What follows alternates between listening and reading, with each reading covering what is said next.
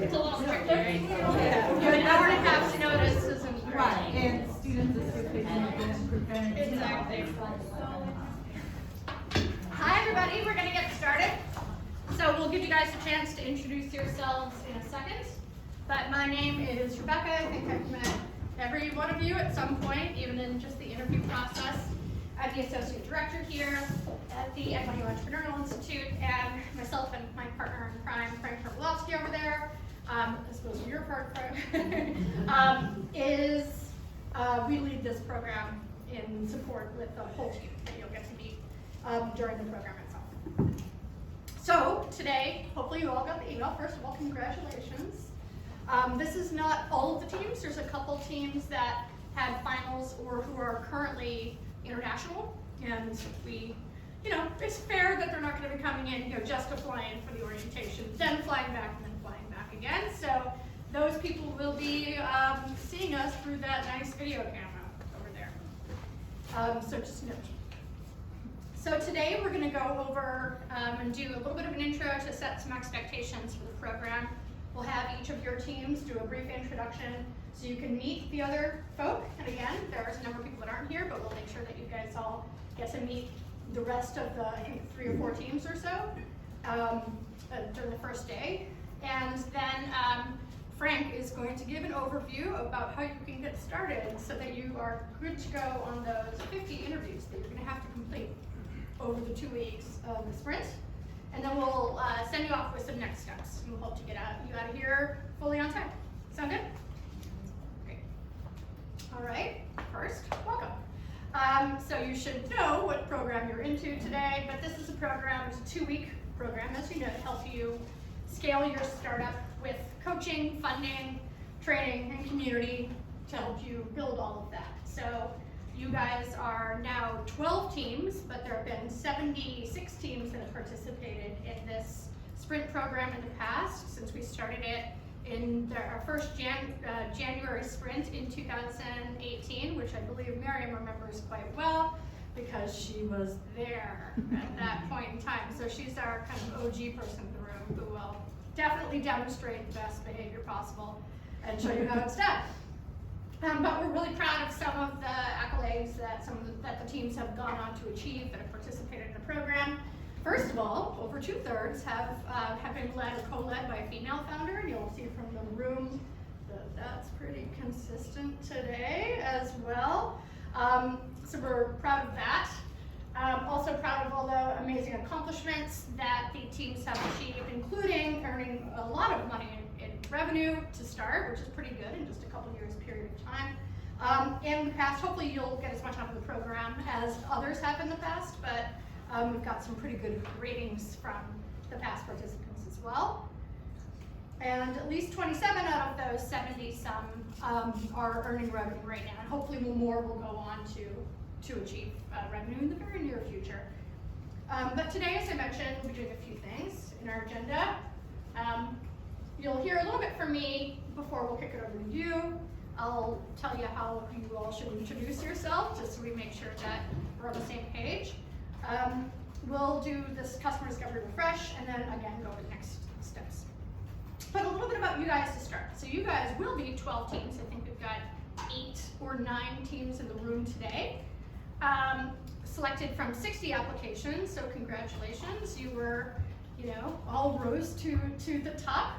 You are coming from 8 separate schools at NYU, so it's really great to see that cross-disciplinary collaboration, and hopefully that will be really helpful as you're building your venture as well, because you'll find that people have a lot of different skill sets from across the university, and maybe will help you build connections in different capacities as well. And that you're representing also not just different schools, but different statuses in the schools as well. So some of you are undergrads, some of you are master's students. We also have some postdocs. We'll have a couple full-time faculty members that are participating as well. One here today, and then 2 more will be joining for the whole sprint, as well as some alumni, outside guests, and even family.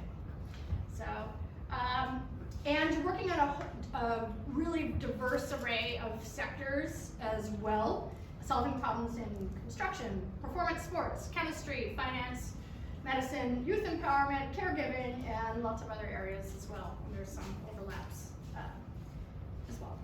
So a little bit about the program, and hopefully you guys, this will ring true for all of you, but I want to just set expectations again. Some of this you would have heard in the info session, but you can expect a lot of things from this program. First and foremost, you can expect that this is, maybe for the first time since you've been working on this venture, the first time that you'll be doing this full time. I know a couple of you maybe have pursued this full time, but this is all you're going to be doing for that 2 weeks. And we're going to give you that space, time, the resources, and support to be able to have you be able to focus on that without any external constraints. So hopefully that will be a good experience for all of you. We'll help and make sure that you guys are actually learning some skills and getting some tools to be able to find a repeatable and scalable business model. So what we're going to be teaching you is as much about the experience and the learning as it is about learning a set of tools and frameworks that you can continue to use over time. And some people like Miriam and some others who we will have 2 teams that have participated in a kind of earlier version of their startup and have come back to do this again because they enjoyed it so much. But we'll probably tell you that they do this for a reason because it's really effective and you use the tools all the time, right? Absolutely. Good. You said the right thing. Over the period of time, you'll also be meeting with at least 50 potential customers and partners. That sounds like a lot, but part of the reason why we wanted to meet with you about a month or so in advance was to make sure you're set up and feel like you're good to go on that and you know what to do and we're not just leaving you in the lurch. You'll also get to dig in and potentially build a prototype or conduct an experiment. This doesn't necessarily mean a prototype of your product. It could be a prototype and experiment on any aspect of your venture, maybe exploring what your potential revenue model is, or pricing structure, or how you're going to do outreach with potential customers, or any other of those things. All of those require a lot of test and experimentation, and we're going to help you learn some of the methodology to be able to do that the most effectively and quickly. You'll get a lot of coaching from us as well. Every single day you'll have access to the coaches. And you can come to us with any questions that you have along the way, and we'll set up some dedicated coaching office hours with each of us. And you'll also be part of a community as well. Not just here, but we'll be inviting you to participate in a lot of future events and programs and opportunities by virtue of participating in this program as well. So just know that now you're part of this community and you're going to start to see and hear more from us once the sprint is concluded as well. And hopefully you'll definitely be working really hard, but hopefully you'll have some fun too. So a few things that we expect from you. One is to keep to schedule. So people rolled in a little, like exactly at 6, please roll in at 10 till. We'd like to start on time. We will not get you out of here on time unless we start on time. It's a really packed schedule. So arrive on time, make sure every single person on your team is there on time. If they're not, then we're going to pull you guys out. And if you repeatedly are not there on time, we'll actually kick you out of the program. Because this is as much about the community of support, and if 1 or 2 people aren't chipping in, it's not going to be a good experience for everybody else. We hope that as you come, as you come on time, you'll also be prepared. We have some videos and articles and discussion questions that we'd like for you to read. You can get a head start over the break if you wish, or in advance of the 7th. None of them are crazy long. The longest reading is this little booklet that you have, and I think a number of you have read it before. Talking to Humans, so each one of you gets one of those copies. But we also have some really good actionable readings that are pretty short. In the videos, I think the longest one is like 5 minutes, so if you can supplement that as well. We also expect that you'll be listening and learning. You're not here to sell us. We already like you, so do not try to sell us on your concepts. We're also probably not your customers, so there's no point. We're here to give you feedback, so be honest with us about what you know and what you don't and what you're learning. Don't try to sell us on what you're thinking. Just make us understand what it is you're trying to learn, and vice versa. We also hope that you'll leverage each other's skills and connections. Once the start of the program, once the program begins, we'll kind of have a reciprocity circle as well. So we'll be giving out prizes for not only the people that complete the most interviews and get the most learnings, but also those who help the most other people from other teams as well. So we hope that you'll kind of keep that in mind and look to each other as a resource on the first day, so that if you know somebody else should be talking to, you're gonna make that connection without us having to kind of facilitate that for you. But we wanna incentivize and encourage that as much as possible. So please chip in and contribute. Every time we have presentations here as well, when you'll be presenting and getting feedback, unlike for the boot camp where we kind of have you guys stay silent, you'll be chipping in a little bit too, and also we'll have comment cards for each of the teams, so you'll be able to give them some individual feedback. We also have a partner here that we work with from the Tandon School of Engineering, who helps to provide funding support for this grant.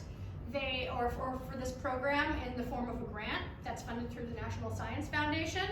So participating, completing those 2 surveys that we're going to give you, one that's at the beginning of the program, one that's at the end, is really, really critical, because otherwise without that we don't get funding for this program, and we can't have it continue. So please have each individual person on your team fill out the survey. It may take a little bit longer than you might like, but hopefully it's a small price to pay for getting all the resources that you'll be getting.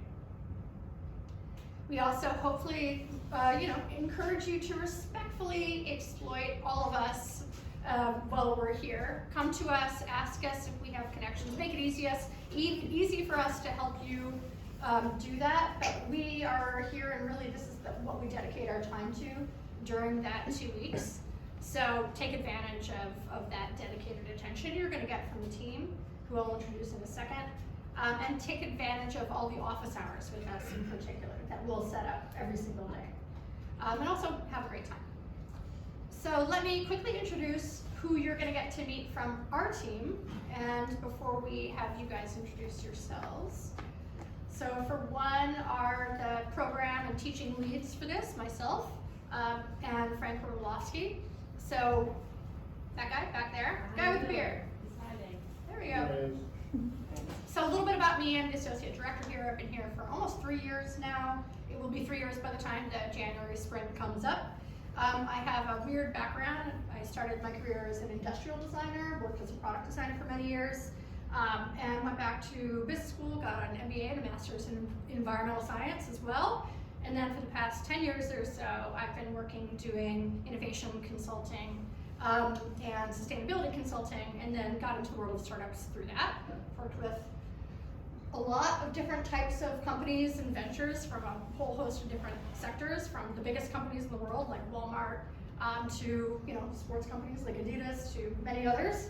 I've been teaching now for about 7 years as well. I've actually never taught at NYU.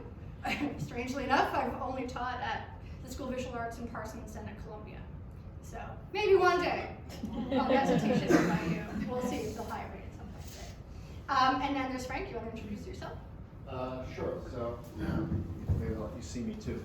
So I'm Frank Orlowski. I'm the executive director of the Entrepreneurial Institute. I started this mess about 9+ years ago.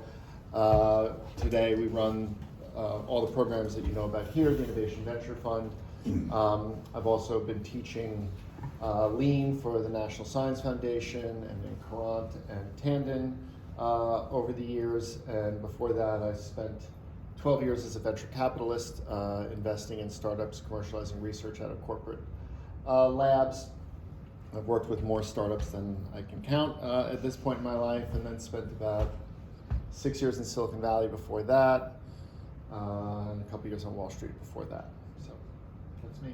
Oh, and I collaborated with my good friend Gift Constable to put together Talking to Humans and Testing with Humans, which you'll learn about next in January. Yeah.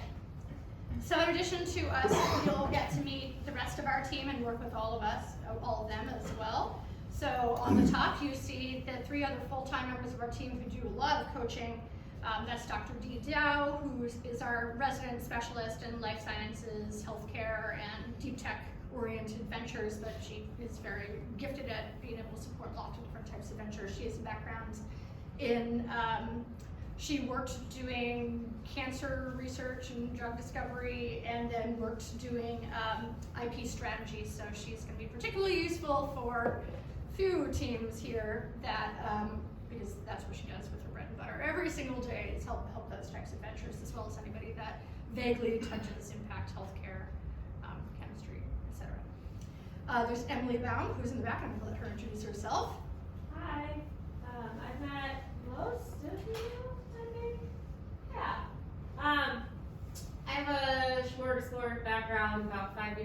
pharma after studying neuroscience and musical theater out in California, worked in New York City in healthcare.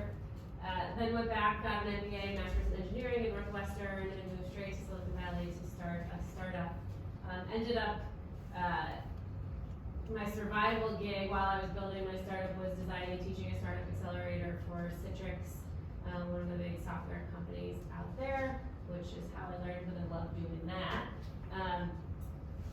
Moved into the democracy tech space, starting a nonprofit in democracy tech, so anyone who's working on technology that might strengthen democracy from one angle or another, I probably know, or if I don't, would like to know them. And then joined the team here at NYU a little over a year ago, running our female founders and inclusive entrepreneurship initiatives, as well as our boot camp and coaching and Ignite programs, to name a few. So about 7 years of my life as a startup founder in the crazy zone doing it.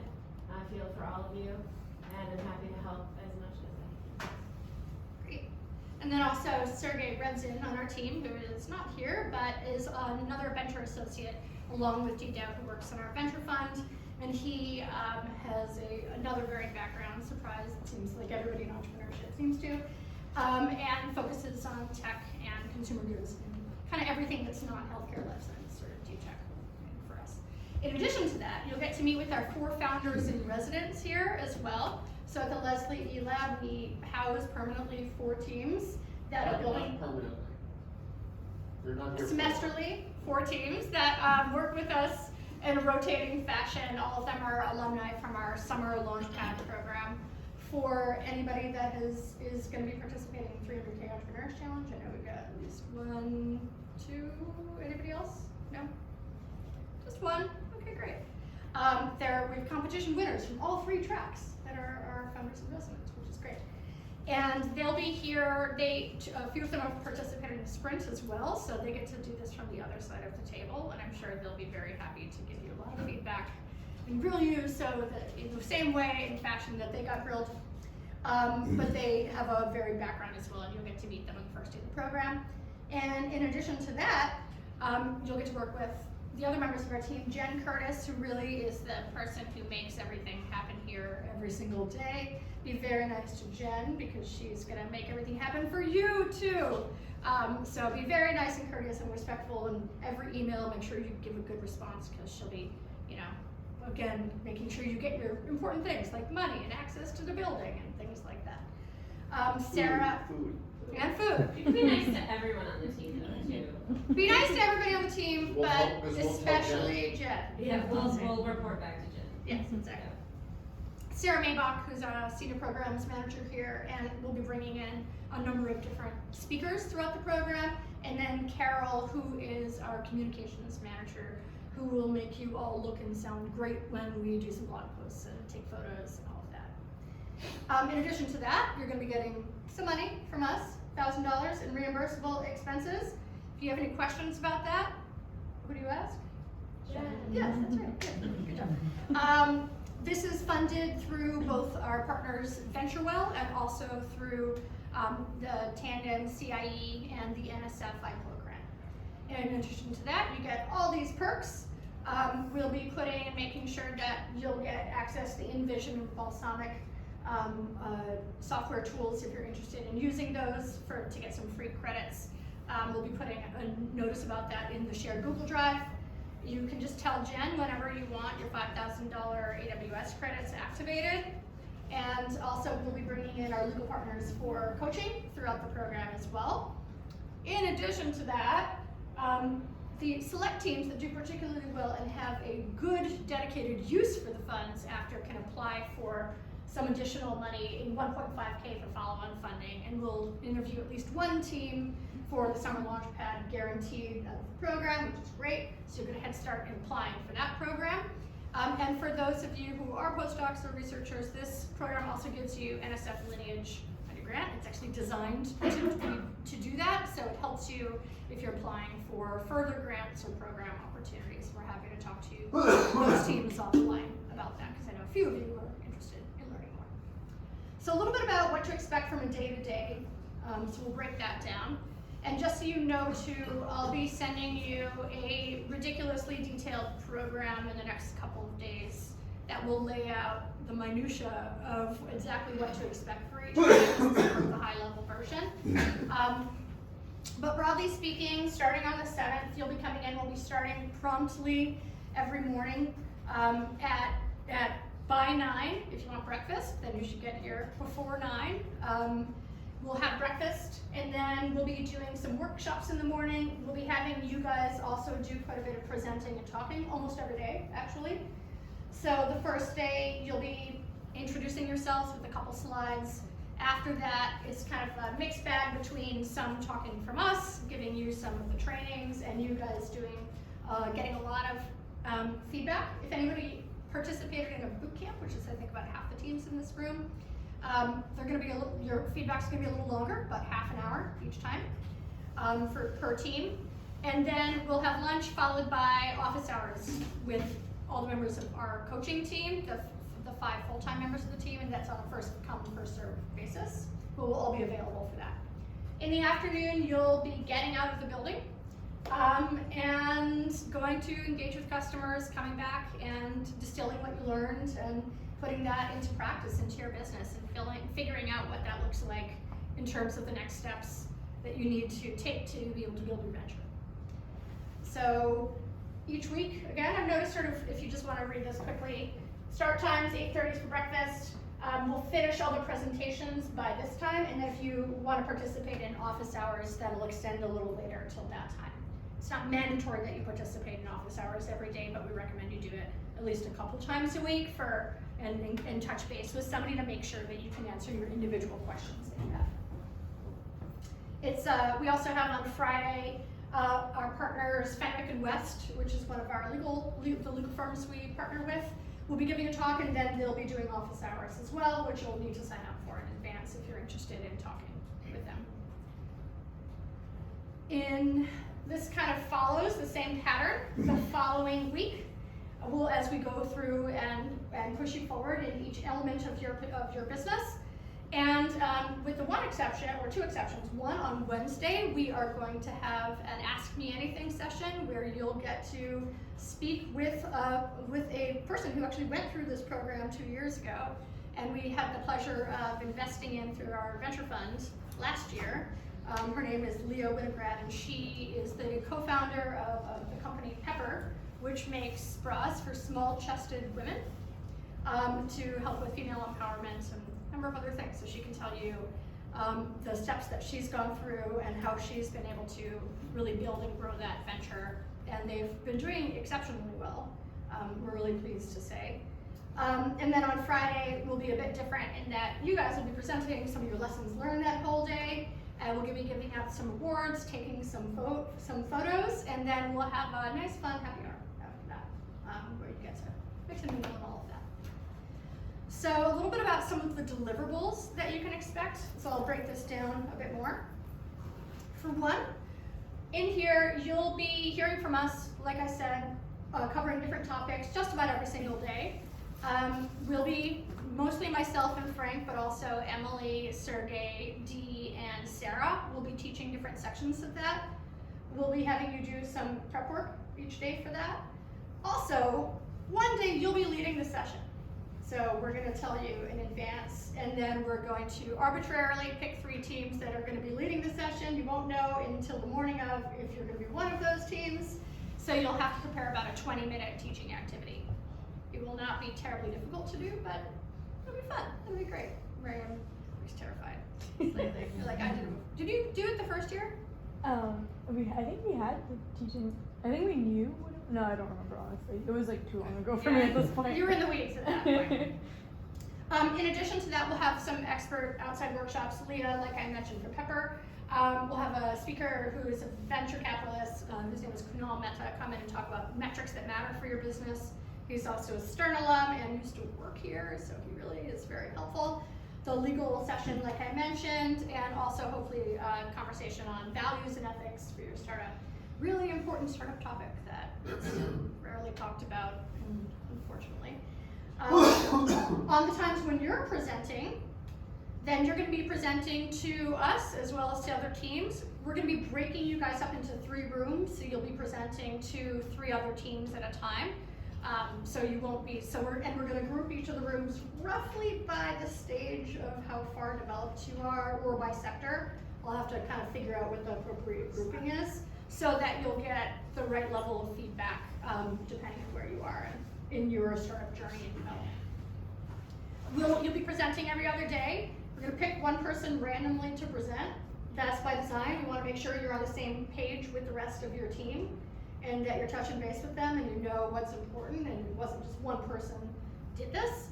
And it will follow a really specific prescribed format and length. Don't try to deviate from it, just stick with the format. It's easier for everybody. And you'll be offering comments to each other. Finally, for the coaching and office hours, in advance of the sprint, we're going to match each of your teams up with one member of our team for one or two members of our team for a session where we can make sure you are good to go. You know who you're going to be focusing on to start to tee up some of those interviews in advance. You get all your individual questions answered, and you know what goals you have for your team at the end of this. So we'll be reaching out to you by tomorrow, so that you know who they are. I'm also just happy to tell you who your people are today, if you wish. And the coaches will reach out to you. So, and then like I mentioned, we'll be doing office hours with us. You should try to meet with us at least twice a week. You don't have to do it every single day in a round robin style. Feel free to go to different people at different times. We offer slightly different perspectives and different ways of doing coaching. So I think it's useful to be able to get different types of feedback. And then we'll do the office hours with our legal partner. We may also set up a sort of tech office hours with our resident CTO, Christopher Mitchell, who is a professor. Karan sits downstairs building his venture, GeoPipe, and is a great person to talk to about thinking about how you're developing your tech and what the right way to do that is, and what to outsource versus to do internally, and what type of guidance you might need. So all of that. And finally, on the lessons learned presentation on the last day, you'll be doing a 10-minute presentation that kind of deviates from the format that we have used before, where you'll be sharing what you learned along the way, and then describing, either from a personal standpoint or from a venture standpoint, and the decisions that have directed you to make changes in your business based on what you've learned. You'll have all the mentors and coaches in here, as well as the other teams, and like I mentioned, we'll do some boards, photos, and do our celebration. So with that in mind, I'm going to turn this over now to you guys to introduce yourselves before I come back and introduce you to Frank over there. For these introductions, we'll keep them pretty quick because we do want to get you out of here in time, and some of you still have things like finals that you have to complete. So for that, if you can have each member or each team come up here, introduce yourselves first for about a minute, and then your venture for about a minute. And in the venture, make sure you're covering what you're doing, who it's for, and why that matters to them. In other words, your business thesis, which we'll practice ad nauseum throughout this program. Sound good? So I don't have any questions. Any questions? Cool. Who would like to go first? Great. And you can go second.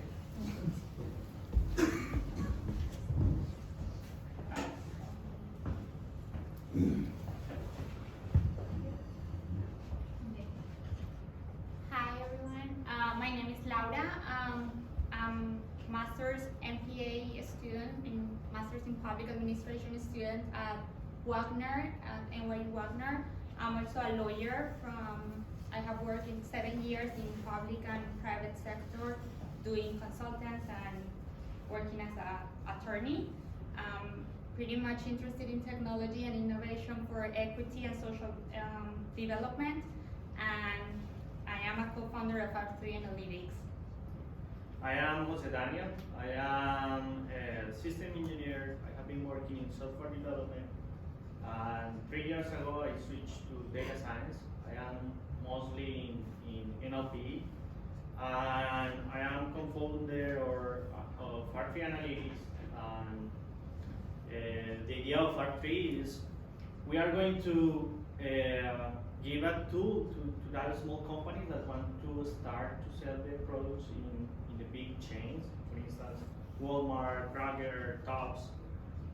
What we identify is that they don't know, they don't have data to take the decision what is the best store to sell the product, and also they don't have the technology to make the promotion when the product is in each store. So we are creating an artificial intelligence and data analytics tool to automate the process to get public data and to better target to help sales managers and the people who are trying to target these big chains to select which are the best ones to sell their products. Awesome, thank you so much.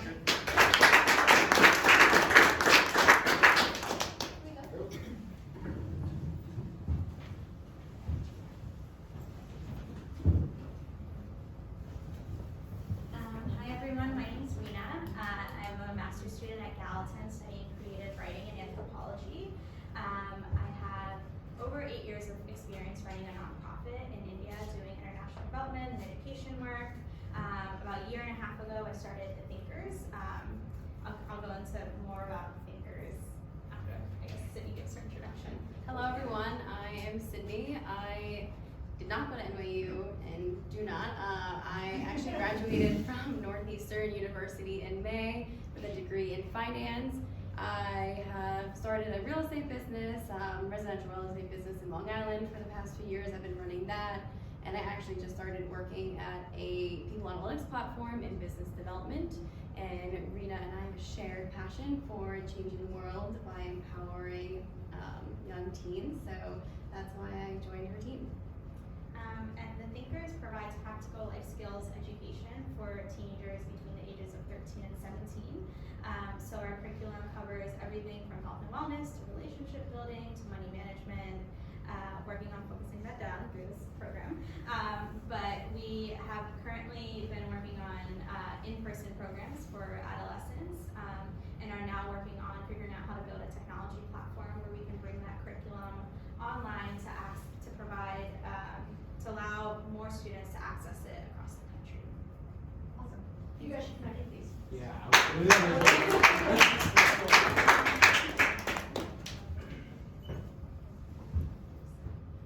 Sorry. It's okay. It's dirty anyway. Alright, so hi, my name is Cory Vernon. I am a current sophomore at Tandon School of Engineering studying computer science. I'm originally from Raleigh, North Carolina, and my background is by my major, computer science. I have experience in the startup industry, specifically cryptocurrency, and building like mining rigs and also selling them. In addition to that, I have experience with starting my own community organization back home called the Organization for Online Empowerment, which gives students of color access to educational opportunities in order to help them. Hello everyone, my name is Carly Gerville, current junior at the Gallatin School of Individualized Studies, studying management and leadership in the 21st century. I have experience in startup development, and I'm a current junior consultant at Bob Consulting, which basically works to help different leaders who are trying to expand their reach on the African continent. And together, me and Cory created Youth Connect, which is online, basically like a platform that connects inner city public high school students to various opportunities in their communities. And basically our goal is to basically help them apply to scholarships, as well as the college application process, being that is difficult task to be. And the reason being is because inner city and lower income students have trouble, or not that they have trouble finding them, but they're not given access to them. And we want to provide that segue so that makes it easier for them to achieve and get to higher education. Thank you. Anybody can go. This is enough.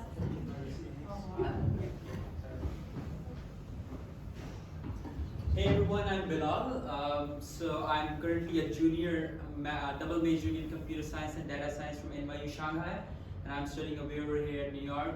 I'm working on a venture called DPtron, which is essentially a washing machine for real world data. So in my early career as a data scientist, very enthusiastic about it, really like to called it as an early career as a student, we really found that this was one of the fundamental needs that data analysts and scientists typically spend up to 45% of their time solely on data cleaning. So that is what we found. If this process can be automated and we can provide them a platform in which they can focus more on producing results than producing on tasks which are repetitive and time consuming, we can really help them take a step towards revolutionizing the conventional techniques data science is practiced today. Really good to meet all of you guys. Can you tell us about the other members of your team who are? Yes, so my other members are Rahil and Mudassir. They're both NYU alumni, graduated from NYU Shanghai. And they're also working with me on this venture full time. Today they had a client meeting, so for that reason they were not able to attend the orientation. But they're really excited to be part of the program as well. Great, thank you.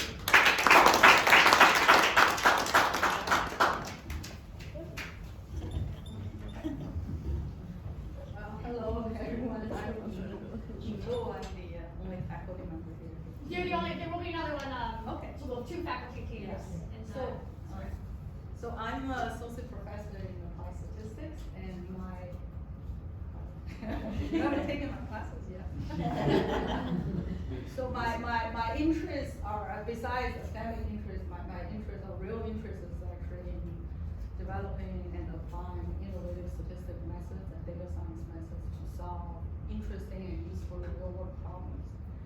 So this is actually my third thing. I have two sets of patterns that have been successfully commercialized. One is in the social media analysis space, and we had a company called Crimson Hexagon that's Harvard-based and recently bought up by a brand watch. And the company in 2011 was ranked top 10 most innovative internet companies among Google, Twitter, but somehow I'm still here, I'm retired. And then there's more recently, I also was involved in mobile health computing. We developed a cuffless fingertip blood monitoring device, which recently got FDA approved. And many lessons of startup I haven't retired. So what I'm pitching here today is alongside with my team that I'll introduce later, maybe I will say. So we're proposing a platform that helps therapists and teachers to develop individualized intervention or modes of intervention to help children and students with special needs in classrooms or in therapy. And the reason is this individualized choice or intervention mode is that so far in evidence-based practice, everything has been based on randomized control trials, which is a group-based recommendation. Group-based recommendations are not really useful for individualized decisions. So our goal is to help practitioners, give them, empower them with evidence-based rigorous decision making in choosing what works for individual students and patients. And our team members who are not here, because we just got told. we just told them an hour and a half ago that officially gave them the green light. And one of them just rolled out. So I have on our team, we have 6 people. We have 3 senior members, including myself, and Maria Brigos, who's a professor in speech pathology at NYU, and she obviously has deep experience and expertise in both science and clinical science, and then research supported by NIH and other grants. And we also have another member, Dr. Thomas Gold, who's also an NYU alumni, and also has been a research director at NYU. He's had experience in space and education policy and education consulting and management in government school settings. And then I have 3 students, 2 graduate students, one in data science, one in statistics. They will be mostly helping me in looking at the technical side of science. And then I have undergraduate students in major in education studies and minor in computer science and business. She will help to look at software development and human-computer interface and stuff like that. Great, thank you so much.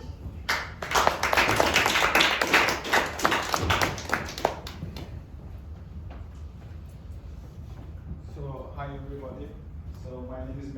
I'm a postdoc in the Department of Radiology in the medicine school. So we are working on the Maxwell or Venture, and we're trying to make a automated transcranial Doppler radar. We already have the handheld transcranial Doppler radar, and we're trying to make it automated and have a lot of application in the stroke for first responder and a lot of more application. And I'm Azadeh. I'm also a postdoc at the Center for Biomedical Engineering and the Radiology Department. I got my back in electrical engineering and master's also, and then switched to biomedical engineering for my PhDs. And with this Maxwell idea, because we noticed that most of the time the current devices fails to find the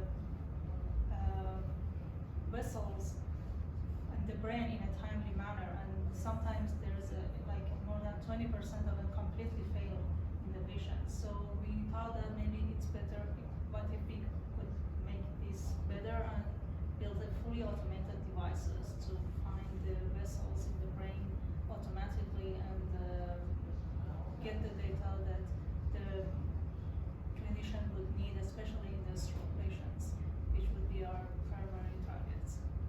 Awesome. Thank you very much.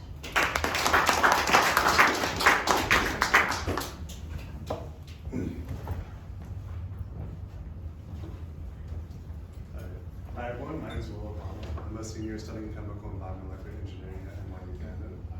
I currently work as a head teaching assistant for one of the computer science classes. And fun fact, that 3 years ago, Miriam was my TA, which is how I met her. My fascination is particularly with optimization of processes. I do a lot of fluid simulation. This project has been a lot of interesting opportunities to apply that knowledge. I also have some background in the startup world, and I'm vaguely familiar with business model campus. One thing I found is that your initial approach is often very, very wrong. So part of the reason that I'm anticipating joining this program is that I'm excited to see like how much I don't actually know about the customer discovery segment. We can help them. Hi, I'm Miriam. I am an alumni at NYU, Tandon School of Engineering. I got my chemical engineering degree in May 2018, so it's been about a year and a half, I think. And I have been working actually the past year and a half on a different startup called Synthetics. We were developing there, or still are, a more sustainable chemical manufacturing equipment. And then while working in that, we kind of saw this new area of opportunity because we were using machine learning in our development of our equipment. And we realized that there might be more that we could do with that. So this idea here, sorry, I'm losing my voice, but this idea here it's called chemistry. And what we do is we use machine learning to help new process development and R&D departments develop new molecules and new processes in a much more time efficient and cost efficient manner. Awesome. Thank you so much.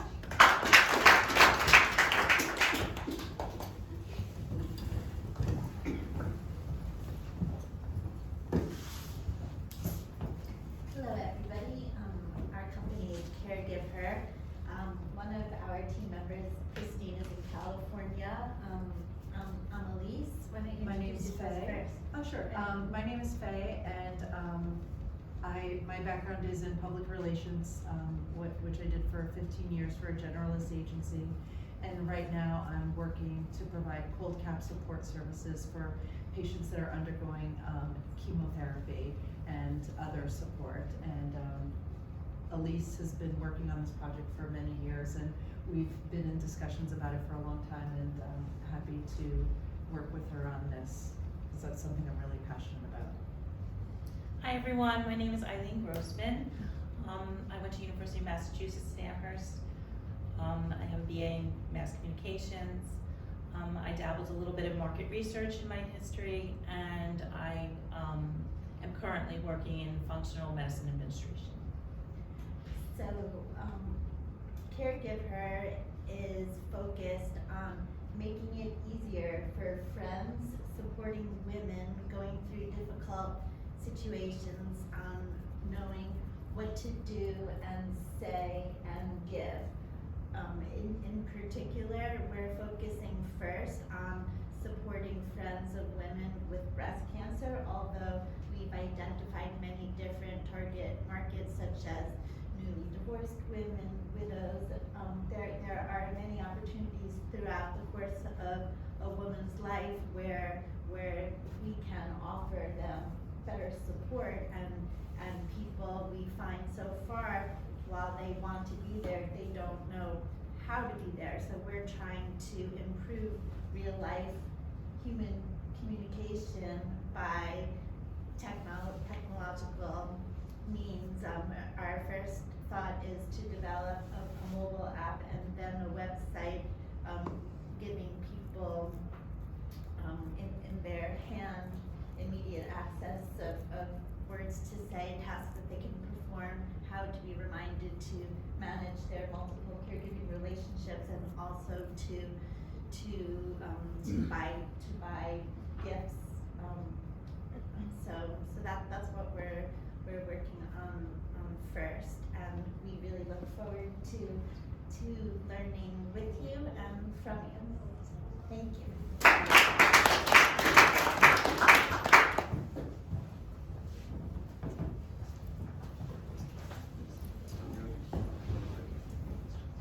Alright guys, my name is Kyle. I'm the founder of Warlocker. Hi, I'm Chen. I'm the member of Warlocker. So yeah, just a little background. Stanley and I are both first year MBA students at Stern. And I've been working on the project for about 3 years. In Warlocker, we basically recreate, re-engineer protective gears for athletes. Our first product is a re-engineered athletic cup, also known as jock strap among football players. Our second product is going to be a re-engineered shin guards. And the third one is going to be a re-engineered system to lift weights. So we look forward to innovate and share our experience with you guys. Anything else to add, Stanley? No, yeah, that's all. And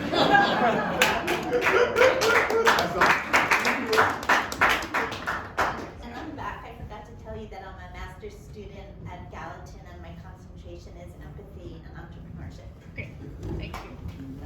Come on up here, Frank. So in addition to the 9 teams that you see here, there's 3 more teams that are going to be joining that were international right now. And so they'll be coming in, and you'll get to meet with them as well. One of them works in, actually 2 of them work in fintech in different capacities. One is helping to provide more financial services to previously unbanked or underdocumented people. Another is working on a blockchain-enabled fintech solution that I can't explain more than that off the tip of my tongue. And the third is a new intermeshed steel project for help in construction. So it's a new steel technology joining method. And this is another faculty-led team led by some faculty of industrial engineering. So it'll be a really interesting, super diverse cohort, as you can see, which is part of what being an NYU is all about, is getting that huge diversity of skill sets and everything else. So, but hopefully that's what makes it fun for us, and hopefully we'll make it fun for you guys as well. One of them is fun. Everything okay, guys, over there? Yeah, he's very happy. That's good. The cartoons are great. Yeah, that's it. So I'm going to take it over to Frank here. All right, good evening. Good evening. So remind me here, who did the boot camp already? All right, so about half of you. So this will seem familiar, if not a little repetitive for you. I'm not going to do the full customer discovery talk that I did, but some of the slides and some of the jokes will be repeated. That was a new joke. But I think you'll, in fact I know you'll find it useful, because we've been told by our students over and over and over again that the repetition sometimes brings new perspective. Once you've done a little, and Miriam, who's probably done more of this than anybody in the room, is nodding her head affirmatively, because like with almost anything in experiential learning, you need to learn it, you need to do it, you go back, learn it again, do it again, and that's how you really become a master, which is hopefully actually the goal of this. So, why is this moving up?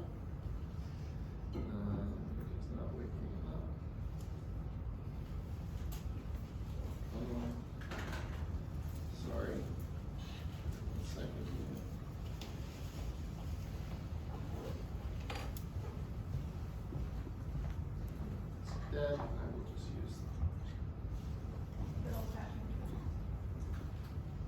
All right, so why are you here? You're not here for the pizza. You're hopefully here because you want to increase the likelihood of your startup's success. If you've stepped foot in this space before, you probably heard Rebecca or I or another member of our team talk about the abysmal failure rate of startups. This 75 number might be better than you think, but this is the 75% of those that actually is just of those that raised venture capital. Okay, so even those that made it through those gates and got the money in the bank and built the team and got all the expertise of their investors and all that, still failed. Okay, so we're not here to guarantee your success, but we certainly think we can help improve your likelihood of success by essentially helping you de-risk your business. Okay, and it's really going from or something that we passionately believe in is something called evidence-based entrepreneurship. I can contrast that with faith-based entrepreneurship, where you hope and pray and dream that you have everything figured out. He was talking about the number of things in the business model canvas that are wrong, right? It's actually more than 60% of your initial assumptions are going to be wrong.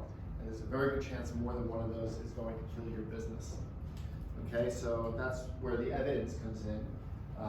We don't want you to hope and pray, we want you to know and be able to execute against that knowledge. Right, so the reason why so many startups fail, according to our friend Steve Blank, is that Steve says that more startups fail from a lack of customers than from a failure of product development. Okay, so think about that for a second. Right, I've been working in and with startups for a long time, and of all the startups that I've invested in, I don't think I even need one hand to identify the number of startups that failed because of their technology. It does happen sometimes, the tech doesn't work, but usually that's not the case. It's more that the tech didn't work for the customers, and the customers didn't buy it, didn't use it, right? Wouldn't pay for it, didn't use it enough, right? You guys have apps on your phones that you haven't looked at since you installed it. Okay, you don't want to be one of those. Okay, you want to be that Snapchat or TikTok or whatever you crazy kids are using these days, right? But you don't take my word or Steve's word for it, right? We actually have data to back up this assertion, right? This is some data from CB Insights who looked at why are so many startups failing. And I'm not going to go through all of these, but I do want to focus on that top answer there, which is, if you can't read it, it says that 42% of startups fail due to lack of market need. Meaning they built a product or service that nobody wanted. Okay, that sounds stupid. But I'm sure they didn't think nobody wanted it, but they hoped that someone wanted it. And I want you guys to go out and execute because you know that someone not just wants, but is going to use and buy or pay for your product or service, right? The way to do that is really by getting to know your customers really friggin' well, okay? Getting in their shoes. This is Paul Graham, who was the founder of Y Combinator, and he said starting a startup is something you can only learn intrinsically by doing it. And what you need to learn is the need of your own users, which I think is really well said. Because ultimately you're starting a business not for yourselves, okay, or not even for your future shareholders, but ultimately for your customers, right? Because you have a better vision of something that is going to solve a problem for them. Right? It's about them, not you. It's about them, not your technology. Okay, your technology, you matter, and your technology matters, but your customer is the most important thing. Okay, and understanding those needs are critical because that everything you do, everything in your business should be shaped and formed around that. And the answers to those questions about who is your customer, what is it they value, are not in here. They're not on Google, and they're not in the library, unless your customers are librarians. That's a new joke too. So I know you guys are all smart, right? Whether you're with them or you were not. But you may be the smartest person in the room, but you're not smarter than the collective intelligence of the market. of your customers, your users, your buyers, your partners, your payers, whoever they are. And that is what you need to learn, know, gather, collect, however you want to think about it. Right? You can't learn this by reading TechCrunch, blogs, or even really good books on startups like this. Okay? It's about getting out of the building and talking to your customers and learning how to divine their needs. And that's really what we're going to be teaching you. Okay? Is how to go out and divine those needs of your customers. And there's a method to that. It's not just about getting out and talking. We'll talk about how you do that. That's really what the rest of this talk is about. I want you to be really, particularly those of you in healthcare, be really wary of experts. Okay? Experts are an N of one. Okay, they're a useful data point, but it's one data point. Okay? And VCs are the same thing. They're one data point. Okay, one data point can help you shape or form a hypothesis, but you need multiple data points in order to gather insights and ultimately draw conclusions and validate or invalidate your hypotheses. Right? So you need to get out of the building to do that, and you need to do that before you finish your product or service. And I realize some of you already have prototypes or maybe even finished products in some cases, and that's okay. I'm not saying that's wasted time or effort, but some of it may be, some of it may not be. We don't know. I don't know. And I don't know if you know. Okay, but ideally, right, you want to build that product for that customer. Right, and I should say build your business for that customer. It's not just about your product. And sometimes we'll get pushback, but we got to move real fast. We got to move fast and break things, like they say at Facebook. Or we don't have time to do this. We got to execute. Right? A GIF, my collaborator on the book has a quote that I adore. It says, if you run really fast in the wrong direction, you're only that much further from your goal. Okay, so we want to get you running, we want you moving fast. Okay, well, we want you moving fast in the right direction. And actually, the lean startup is not about saving money. That's a kind of a common misconception. Okay, it actually goes back to the Japanese Kanban manufacturing movement in the 50s, and lean, as it was originally defined, which actually came from an American economist, was defined as minimizing waste. Okay, now that may lead to saving money, but you guys, the good news is you guys don't have any money. What do you have right now? What's your most precious resource? Time, exactly. And that's the thing you can least afford to waste. And that's what lean is about. It's about minimizing your waste of time.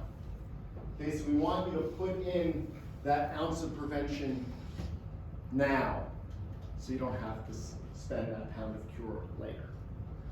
All right, so what I want to talk about for the rest of this is how to actually do this, or at least the first half of this. So who here's already read Talking to Humans, honestly? Okay, so it's not very thick. It actually has cartoons. This is one of them. Okay, so it's happy reading, and it's quick reading. But what I want to spend this time talk about, the rest of the time talking about, is share with you some best practices on how to get your customer discovery interviews. Okay, when we come back from break in January, I think on the first day, not the first day, the second day, we'll talk more about how to actually conduct those interviews and how to make sense of those interviews. Okay, but first we've got to put a little effort into figuring out who do you want to talk to, what do you want to talk to them about, and how do you find them. Okay, and that's what I want to spend this time.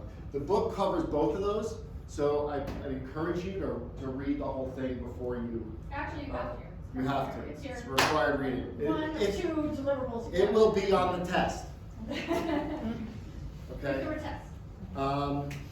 Joe Gebbia, one of the founders of Airbnb, has another quote. I like other people's quotes. I never had an original thought in my life.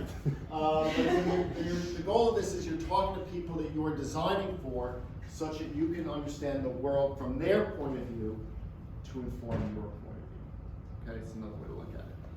Now, we'll talk a lot more about this in January, right? But you're going to be learning a method minimizing risk and validating your hypotheses using a process called customer development that was developed by Steve Blank, the gentleman I introduced you to earlier.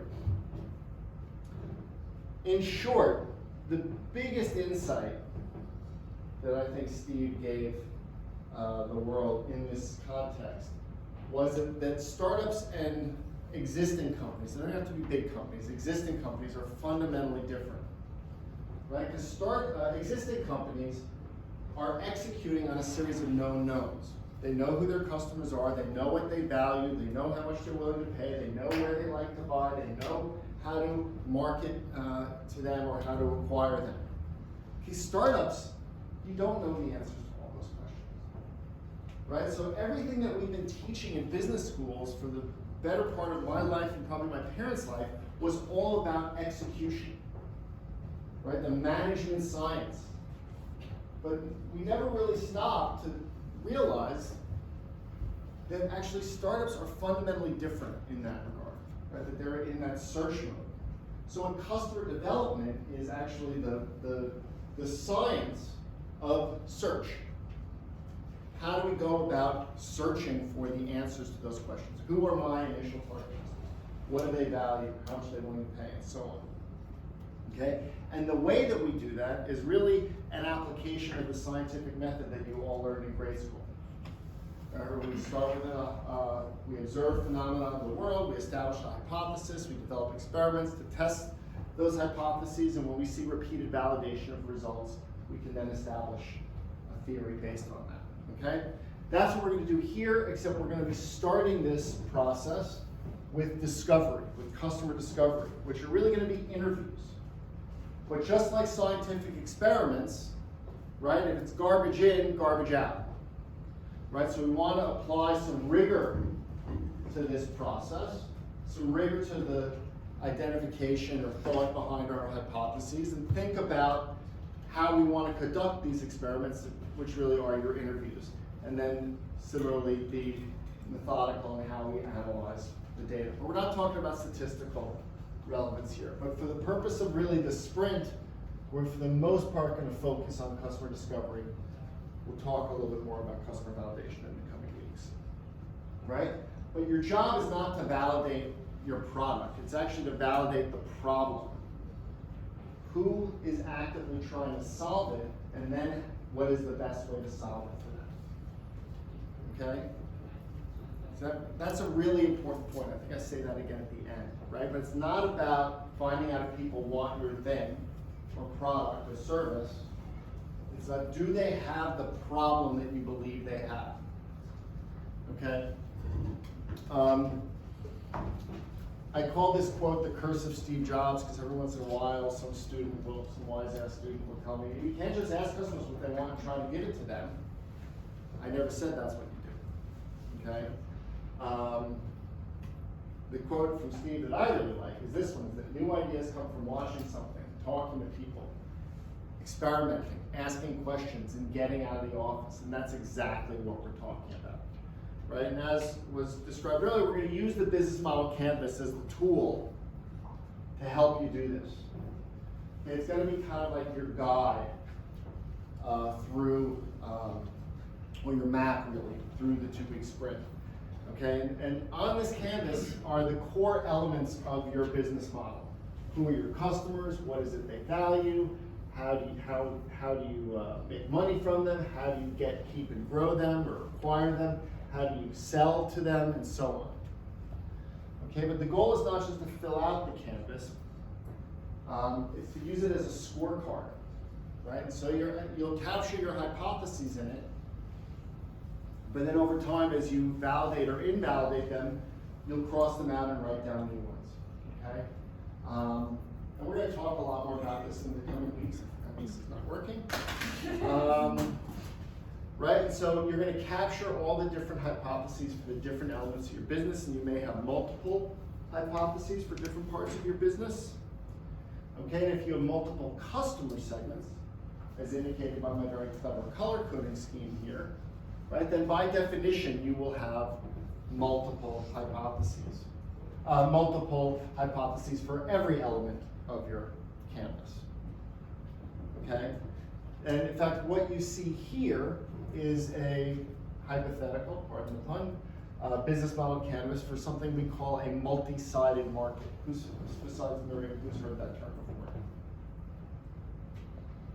Okay, what's a multi-sided market? Where there's more than one customer. But what is significant about that? They have different needs. They have different needs, and You need both of them. you need both of them. Your business needs both of them to exist. So the canonical example of this, which is a very old business model, is actually newspapers. Who are newspapers to customers? Readers and advertisers, right? Readers and advertisers. If there's no readers, the advertisers don't come. There's no advertisers, they can't make enough money through subscriptions alone if they charge their subscribers.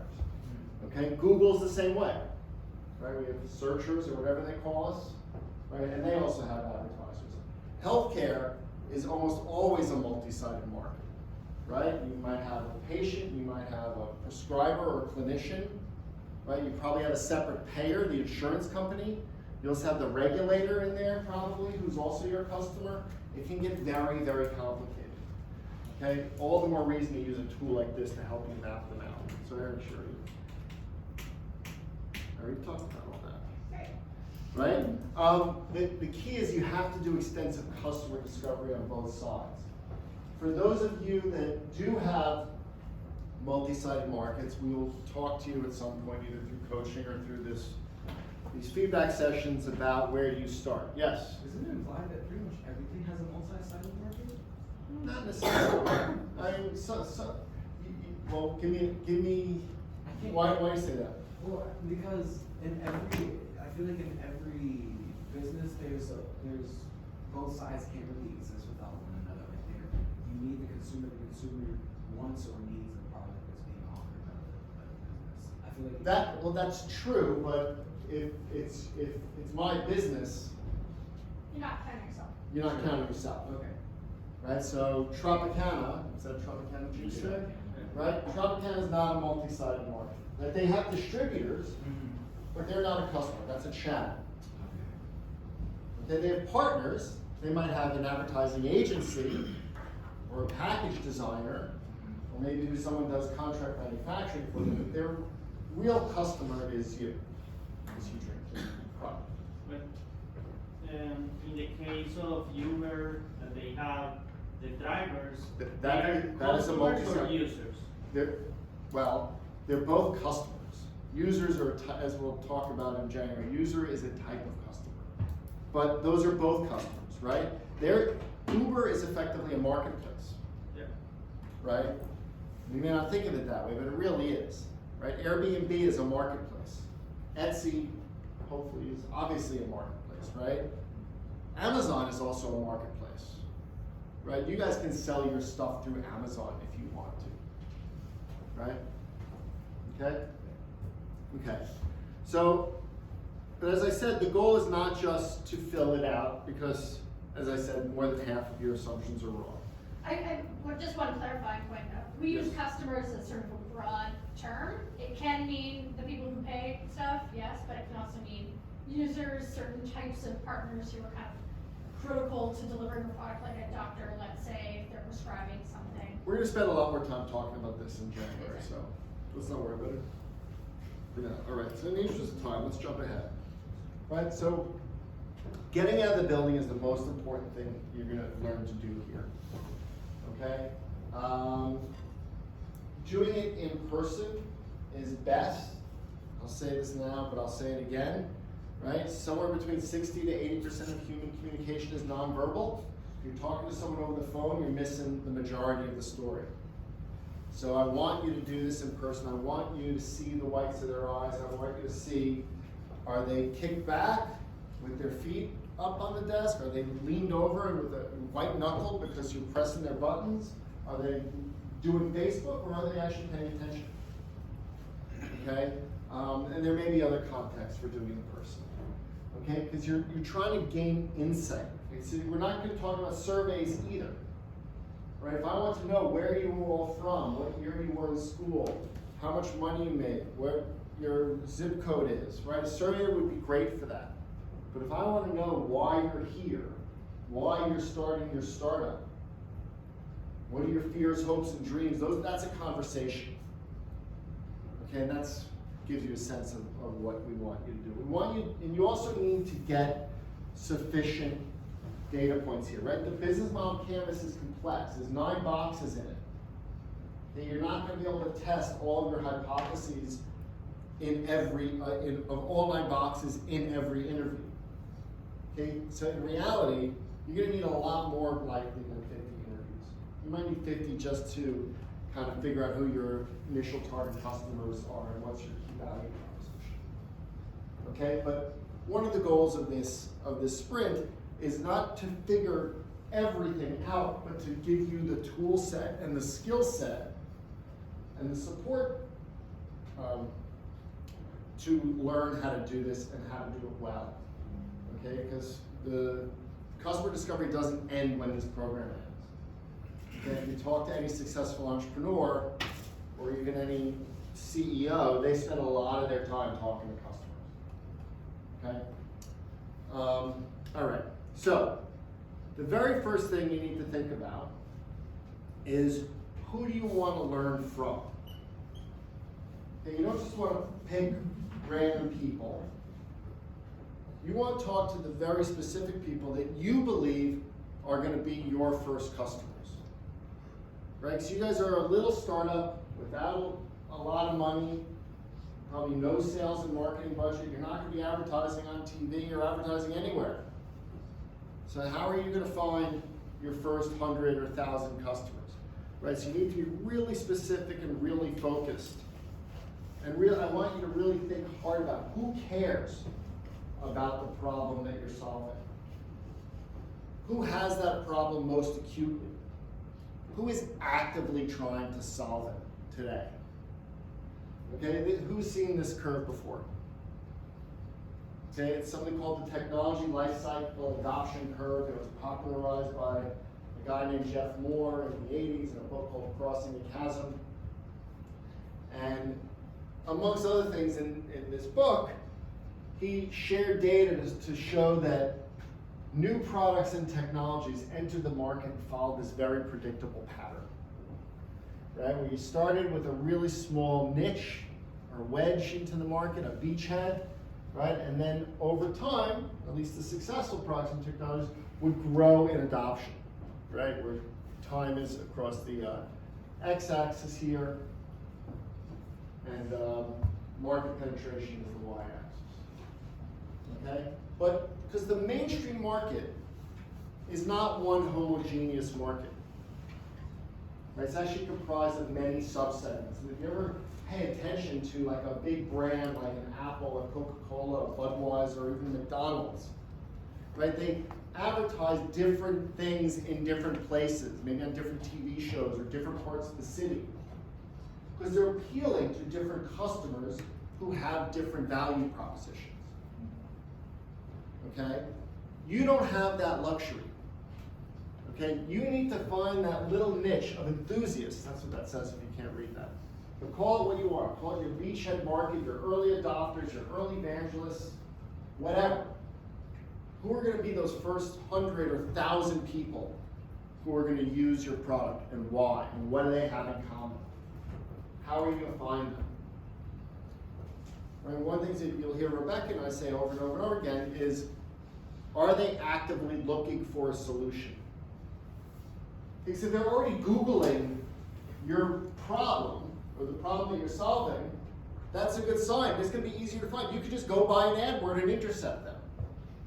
Yeah, I'm oversimplifying it, but if they're not looking for you, how are they going to find you?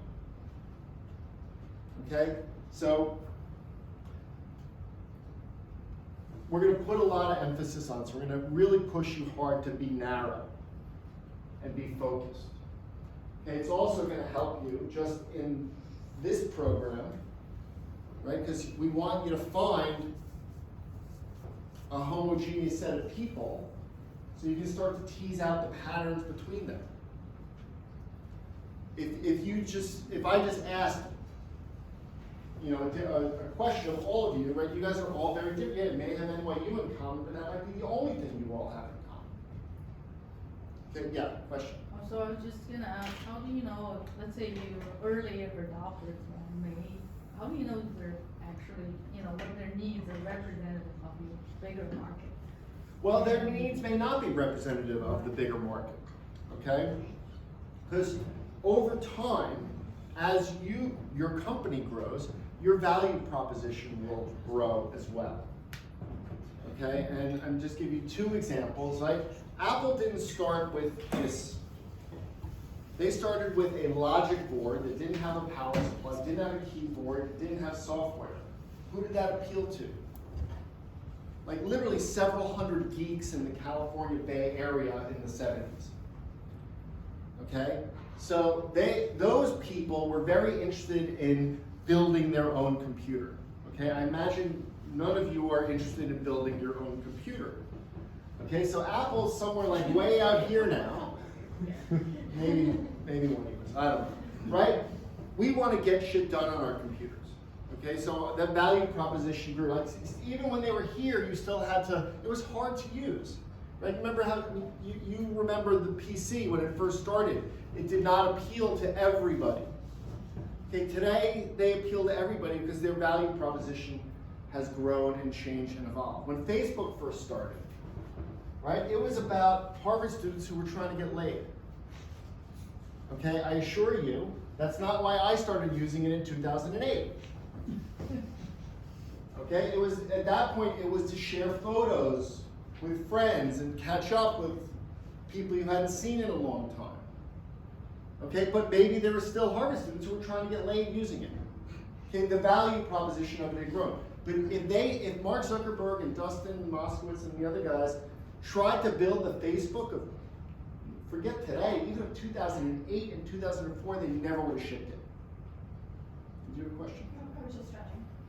Okay, so you want to find that niche market that you're going to start with, but you just have to have the vision and the patience to understand that when you get here, it's not going to be the same product or service. Okay? Now, for the purpose of the 2 weeks here, don't worry about picking the wrong market. Okay, I realize this creates great stress and anxiety for some of you. It's not about being right. It's about putting a stake in the ground and getting started. Okay, because your first customer interviews, you're going to learn things from. You're going to learn you're wrong about something. You may learn that you have the wrong target customer. And you know what? We're not going to scold you. We're going to say, congratulations. Now you don't have to waste your time talking to those bozos anymore. And you will pivot. You'll be that much smarter and be able to pivot and identify, okay, this other group might be a better target customer for us. And then you can go talk to them. Okay, it's not about being right. It's about getting started. All right, I want to do a quick exercise here. I hope everyone has a pen. If not, get one. Each person can take one of these.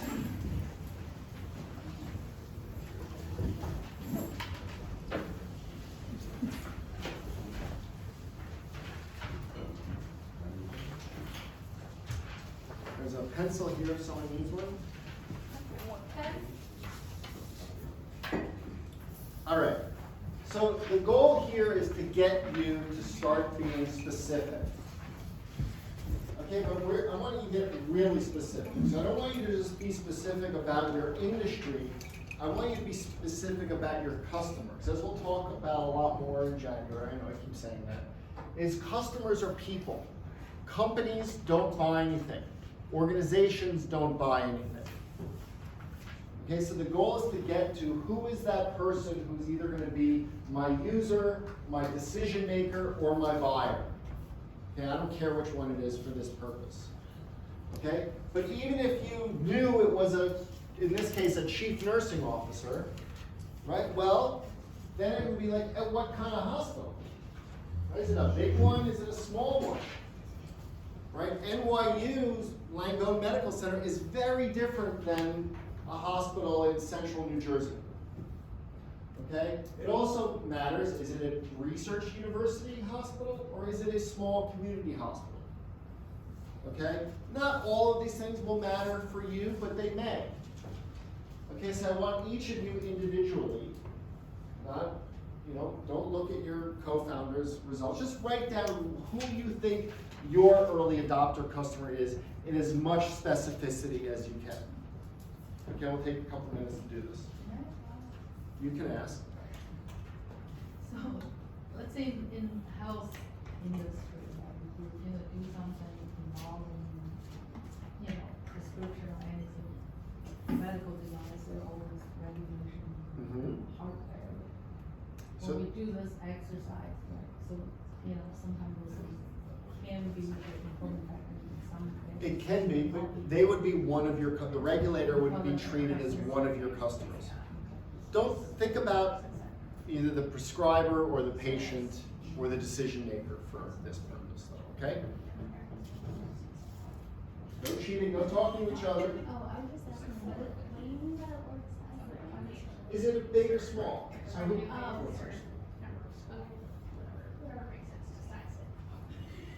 The size may not matter for yours, but in some cases it would be, you can imagine for a hospital, a nurse who oversees a staff of 20 versus a nurse who oversees a staff of 2,000 probably has very different considerations.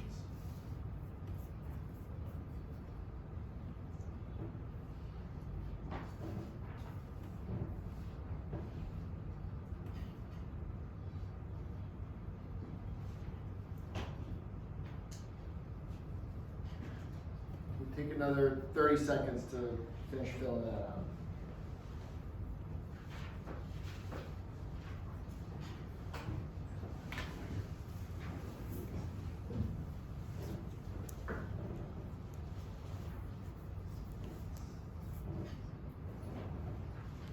There is no right, it's just about filling it out.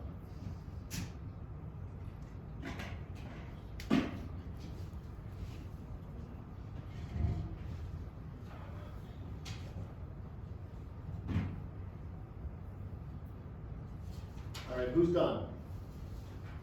All right, you want to remind us in one sentence what your business is and who your customer is? Yeah, so our business is about using machine learning to optimize electrochemical processes. Okay. Our customer we expect is going to be biopharma. So I said that the segment industry is going to be research and development for biotech. The organization size will be 50 to 500 most likely. It will be suburban. The demographics will be researchers / chemists / electrical engineers. The title / job would be research assistant or postdoctoral fellow. Okay. They would be age 35 plus. And then for sex, I just said female. Okay. Good. Mary, how does that work?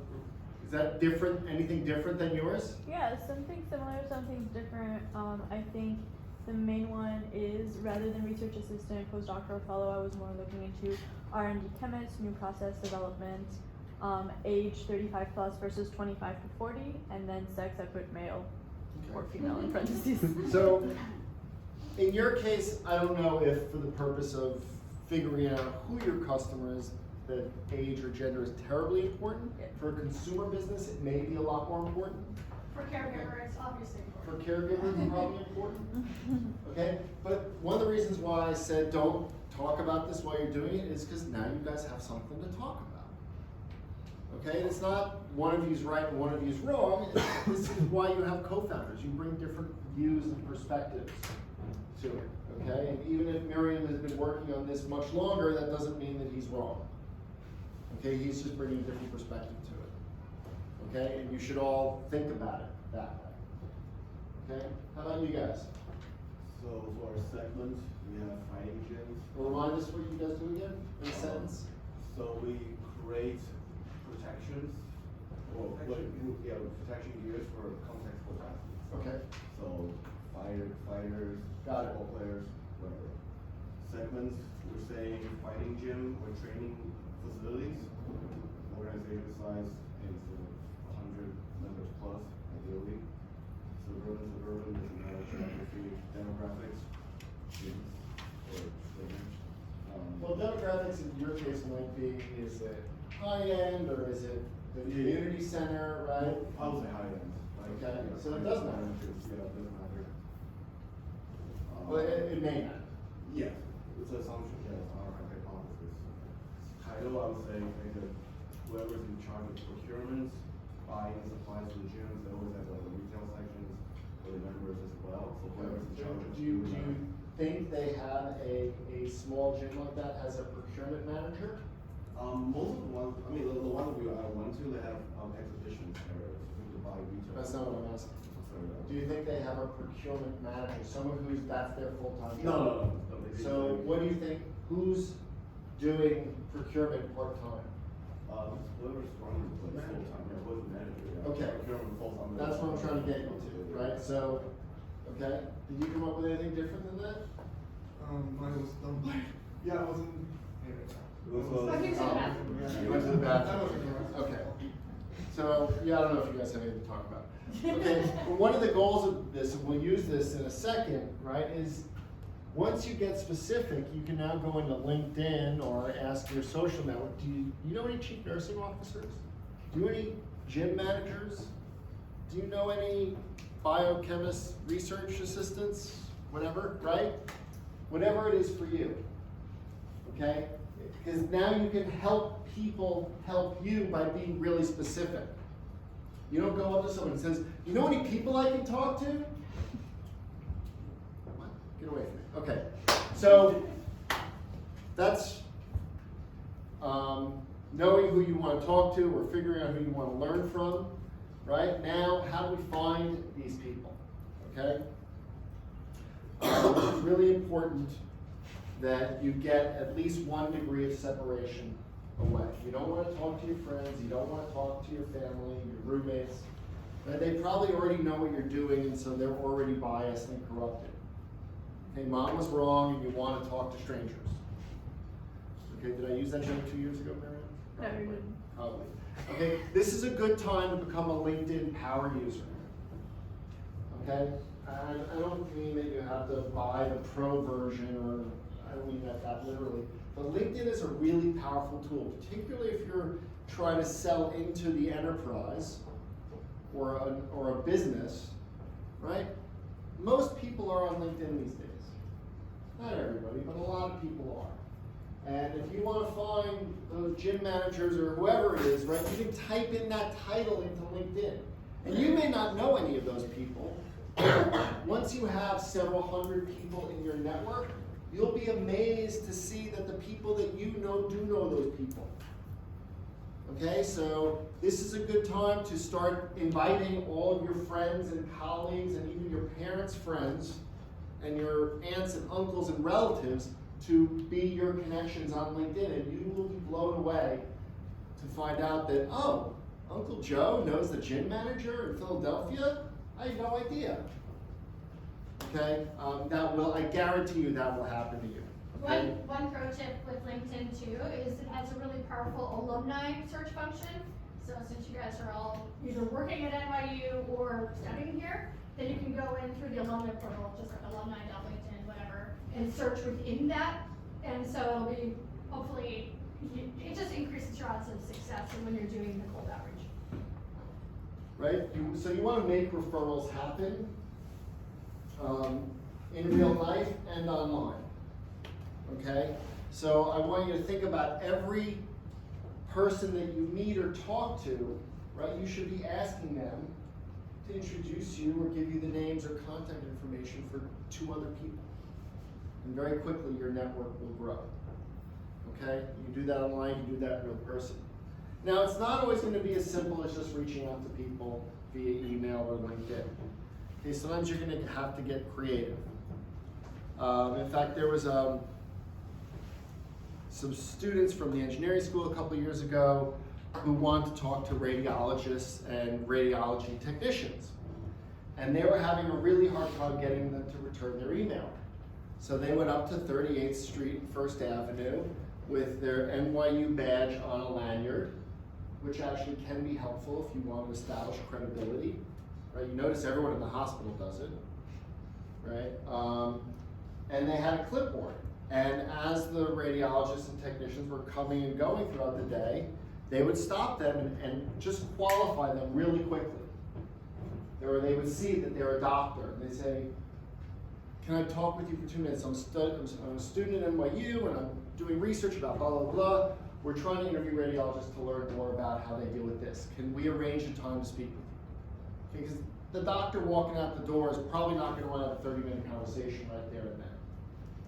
But if you can qualify that they're the right person and establish your credibility, your chances go up dramatically. Okay? So you're going to sometimes have to get really creative. We had another team, some of you may have heard this before, that were trying to create a new almond milk product before almond milk was really a thing. Though it was on the shelf at Whole Foods at the time. So what did they do? They went to Whole Foods, stood next to the almond milk, and waited for people to go and grab it off the shelf. They go, oh, you drink almond milk. Can I ask you a few questions about it? Okay, and that was a 5-minute interview that they could have in the store. Okay? So you need to get creative, go fish where the fish are, right? And do it in the wild, meaning try to find them, if you can, where they might actually be thinking about or facing or having the actual problem that you're trying to address for them. Okay, sometimes you might even just be able to observe really interesting things. No matter whether you're doing this, you're approaching someone on the street or asking for an interview, you always want to promise to be brief. And that's not to do a bait and switch. That's just to increase the odds that you're going to get the interview and to focus you. Okay, if someone emails me and says, can I interview for an hour and a half, I'm just deleting the email. Okay, but they say, can I speak with you for 20 minutes, and it's something that I'm either knowledgeable about or interested in, I would probably say sure. Okay? A question? Yeah, in regards to like choosing interview, like who to interview, say like I'm going home to North Carolina, would it be a good idea to interview students there, and I'm going to come back up here and I'll like If you think that they are representative of your target market, if you want to go to downtown Raleigh, maybe. If you're out in the middle of the state, maybe less so. I don't know. Okay. Because I was just like wondering, because I was like thinking about like, okay, I'm going to do it. It's kind of hard to get that audience out there. But the same audiences. So you might not be able to. So then don't, because you're going to confuse your audience and also conflate what they say with the real target customer, and you'll mix up. It'll be harder for you to detect the patterns. Not to disagree with her, I agree with what Rebecca's saying there, though you could just do that just to practice interviewing and try to throw the data out of your head. Yep. Sometimes I think you may also discover a side of your initial proposition that's actually a bigger. You can sometimes, but we still recommend like the discipline or the focus at a period of time to make it easier to detect the patterns, right? Like if you're interviewing a few people here and a few people there, it's very difficult. But I mean, if you want to look, if you want to interview 20 students down in the Carolinas, right? Then do that. That'll help you with practice, and then write up what you learned from them, and just treat them as a completely different segment. Okay. And then you can compare and contrast and see were they similar or were they different. If you're talking about doing 2 interviews, no, I'd say that other than the practice of doing the interviews themselves, there's no value in that. Okay? Remember, if you think your customer is an institution, remember it's the people inside of them. And I also want you to play the student or researcher card. Okay, it doesn't mean you have to show your ID. That can be helpful when you're intercepting people on the street.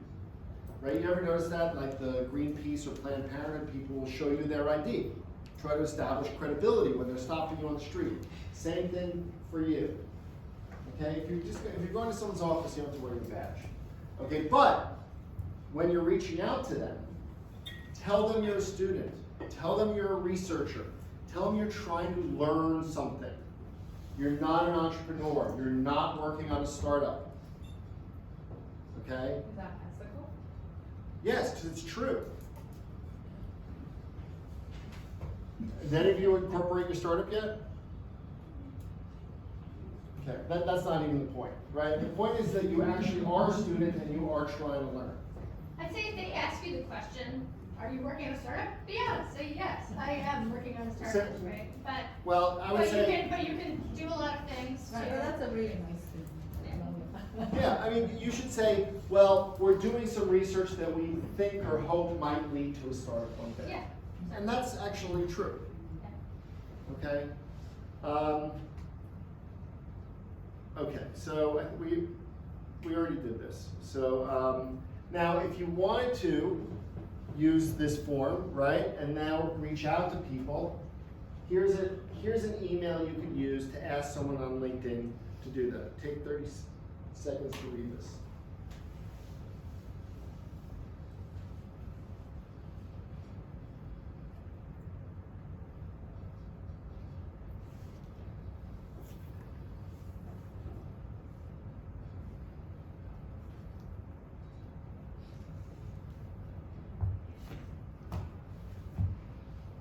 All right, so what jumps out at you about this? It's polite. Okay, well, that means I didn't write it. What else? No. It's not long? Kind of long. It's kind of long. I mean, to get to the point. No, it's not too long, but to get to the point. It's What? it looks pretty long. Really? It's very specific and it gives you actions. Okay. I'm trying to bring your attention to the first sentence. Right. Try to grab their attention in the first sentence, right? You say, right? I'm a student at NYU, and you are establishing context right away. Right? It's not, I'm a student at NYU, and I'm in this program, and blah, blah, blah. It's like, I'm a student, and I want to learn about this. Okay? What else? Identify how to find. Right? You're establishing how you're getting to them, right? You're establishing a mutual contact, right? You could eliminate this paragraph, right, if you knew the person or you wanted to send them a cold email, right? But the other thing is, like, I'm asking for a 15 to 20-minute conversation. Okay? I'll talk about it a little bit more, right? If it goes well, it might last 30 to 90 to 60 to 90 minutes. Okay? But this will force you to be efficient. Okay? And also use your NYU email. Okay, if you use your Gmail or your startup email, they're gonna say, what's that? Okay? It establishes it's consistently You have credible. no idea how many times people have done that and completely Blow their cover. blown their cover. No, not yet. You sure? Okay? Eventually, yeah, it probably will. There's a great blog post. We're going to make these slides available to you, but if you just Google 95 ways to find your first customer development, or whatever that says, this is an amazing, it's actually a classic blog post. It comes up with 95 different ideas for how to hack your customers. Not hack, how to creatively get a customer interview. It's a terrific blog post. And each idea is like 2 or 3 sentences long. You can just skim through this, and I guarantee you there's 10 ideas there that are going to apply to you that you never would have thought of. Okay? Now, as I said this, you really want to meet people you don't know. Okay? This is where Mom was wrong, right? People you know are going to be nice to you and tell you what you want to hear. Right? Or worse, they might even be corrupt because they already know about what you're doing. And they're going to tell you what a great idea that is and how you're going to be rich and famous. Right? Those interviews are possibly harmful because those are false positives. Okay? Let other people use those people. Let other teams use those people if they fit their profile. Right? Because only people you don't know are going to tell you the truth, as my friend Kramer so eloquently told us.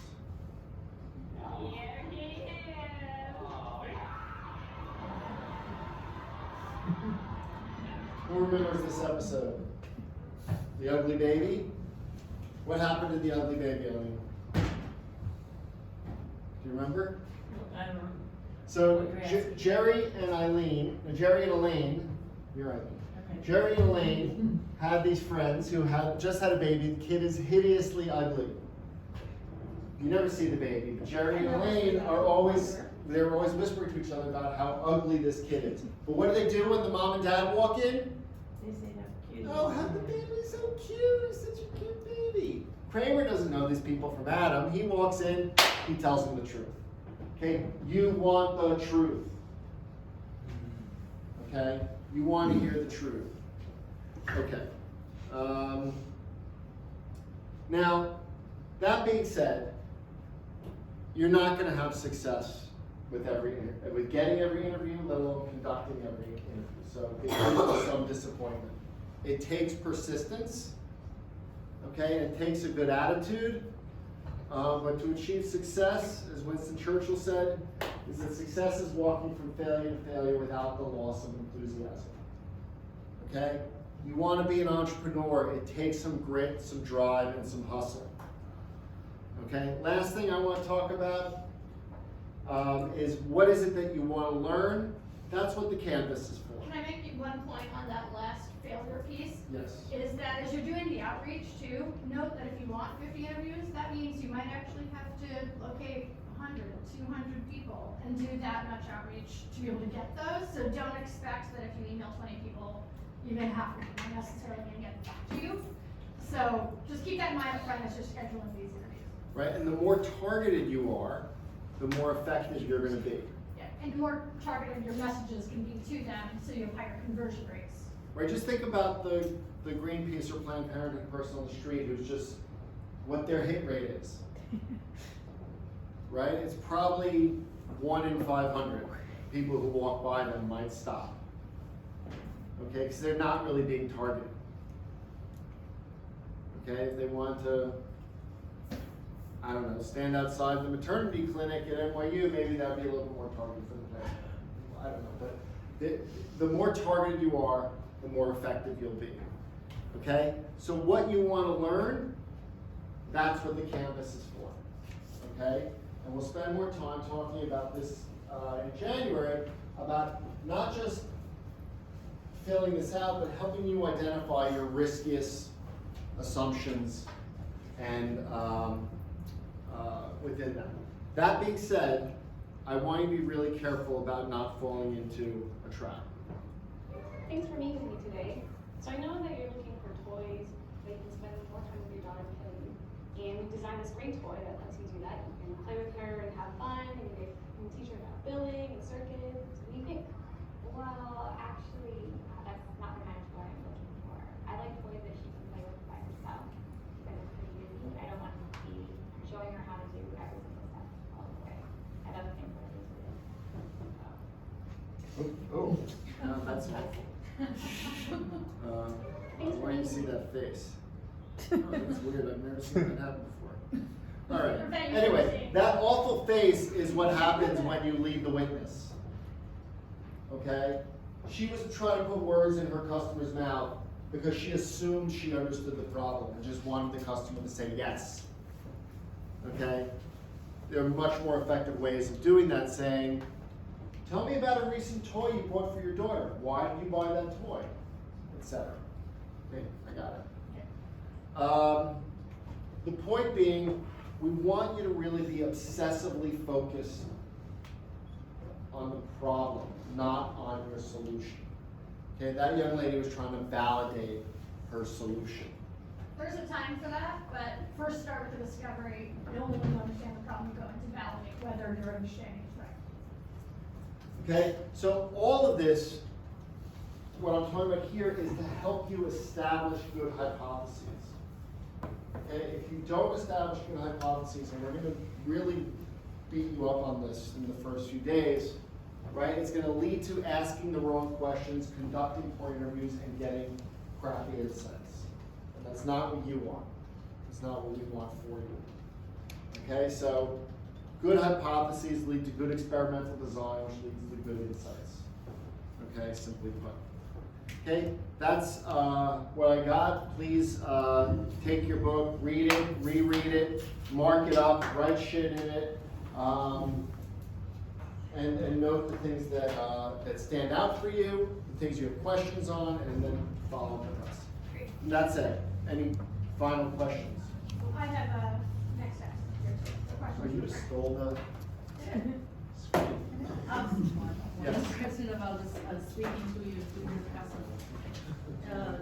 Should people ever worry about protecting their ideas?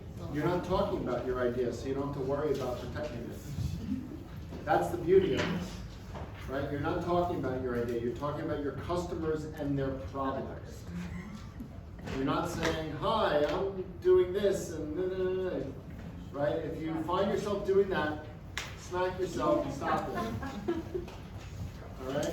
So I want to go over some next steps so everybody knows has their marching orders and knows the resources and things that we need from you and vice versa that you have from us before we break. For one is hopefully you'll want to reach out and start to connect with each other, even if you know the people that are in this room and that aren't, to be able to help make some introductions or to ask other questions. So we've set up a Slack channel and Google group. We've automatically added you to both. If you aren't on them, check that you are. Pro tip, I emailed to invite you to this, and when I sent out the stuff on Monday, to the Google group. You should have gotten 2 emails from me. If you didn't get it twice, it might not be on the Google group, or you might not be checking the right email. And also the Slack channel as well, make sure that you've joined it. So you should have gotten a link from us, follow the link. If you check all of those things, because after a while we'll stop emailing your individual email accounts and we'll start just communicating with you through those. If you don't have access to them, ask Jen. What password is that? It's your own password. Okay. You mentioned sent 2 emails. Not you yet, because I emailed separately with you. So there's a couple teams that joined late, so you guys need to connect and you will move those out of one. 2 is all the shared presentations. We're going to be putting in a shared folder for you. We'll email you with that so that you have it. So you'll be putting your presentations there. We'll be putting all of these presentations there. We'll also have the links to where you can read about how to get access to the various different credits that you have, all the worksheets that we have, etc. 3 is just let us know or let Jen know when you want those credits to be activated. You have 6 months to be able to activate them at some point. And also when you want access to the funds. So Jen will be sending you a document on what the funds can be used for and how you can document your expenses. Read that. When in doubt, if you don't know if something would be able to be reimbursed, ask her in advance before making the purchase because you might not want to be out of pocket for it. And again, you have 6 months for those expenses as well. Yes? For this Amazon AWS, like, what can you do with that other than computing? Can you do like what is it called, mechanical surveys and all that stuff? Yeah, you might be able to actually. I'm not sure if you can do the mechanical Turk surveys as part of the AWS. You can. Okay, great. 3, oh yes? So if you use this $1,000, can we use the 300K challenge ones? Oh yeah, absolutely. They're not mutually exclusive of each other, so you can use both. This is. I think I got that half right about mechanical Turk. You can't, what you have to pay the Turks doesn't, the actual use of the service itself. So for the $1,000 here, for the AWS credits, I don't know if they give you credits too. That might be an overlap where there's a challenge because they give each person the credits up to a certain amount. But we can investigate that for you. 3, there are some post-sprint opportunities I just want to make you aware of, just so you have this on the radar. For one, we'll be, again, awarding some follow-on grants for teams that had made good use of their first funds to help with further prototyping and further customer discovery expenses. So let's say you wanted to travel to go to a specific conference where you know you'll have access to certain experts there that you'd want to interview for customer discovery. That would be a really good use potentially for these types of funds. Or if you wanted to work on a prototype or something like that. 2 is there's a prototyping fund. This is just for students. So apologies to the one postdoc and one faculty team in the room. Where if you're working on prototyping something, typically physical, but could also be experiential. There's a prototyping fund that we'll be announcing that will be, I think we'll be recruiting for right after the sprint. So you guys might be a good fit potentially for that. 3 is that a lot of the teams that participate in this program, we go on to incubate in a semester-long fellowship program called Ignite, where it's a peer-based mentorship program. You meet every other week with a member of our team and each other for feedback, and you also meet every other week with a coach to help you make progress on your venture during the semester. 4 is you guys have lots of access to coaching through us, continued through this program. And in addition to us, we'll also start making introductions to other mentors in our network after participating in the program, in particular some of our entrepreneurs and residents that we work with. And we'll also be inviting you to office hours too. In addition to the legal office hours that you'll get during this program, we have office hours several times a semester with accountants, VCs, and other legal advisors, and we'll be inviting you into those as well on a first come, first served basis, but it's a great opportunity to be able to get some free advice from all these different people in the room. So before you go, a couple things I just want to make sure you've checked off that we've got. One, you should have gotten a note that we need all these things from you. One is your team information. In particular, make sure we have the right email for you so that you get all the right, that you're getting everything from us. That's the email we'll put into the Google group as well. Sign the participant agreement. Every individual needs to sign it.